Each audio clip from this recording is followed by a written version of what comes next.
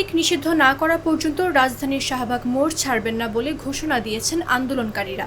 তারা জানান, যতক্ষণ ঘোষণা আসবে না ততক্ষণ শাহবাগ ছেড়ে কেউ যাবে না। শুক্রবার মাগরিবের নামাজের পর স্লোগানে উত্তাল হয় শাহবাগ। আন্দোলনে অংশ নিয়েছেন বিভিন্ন রাজনৈতিক দলের নেতাকর্মীরাও। শাহবাগ মোড় দিয়ে কোনো যানবাহন চলাচল করছে না, তবে অ্যাম্বুলেন্স সহ জরুরি যানবাহন পার হচ্ছে।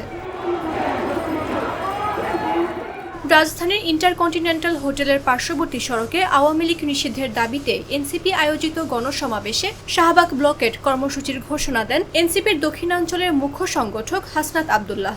বাংলাদেশের অগ্রগতি সেদিন থেকে শুরু হবে যেদিন বাংলাদেশ টাইটেল পাবে বাংলাদেশ উইদাউট আওয়ামী লীগ।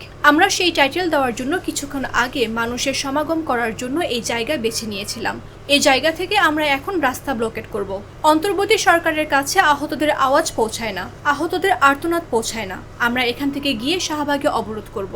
আওয়ামী লীগ নিষিদ্ধ করে প্রজ্ঞাপন জারি না করা পর্যন্ত এখানে থাকব।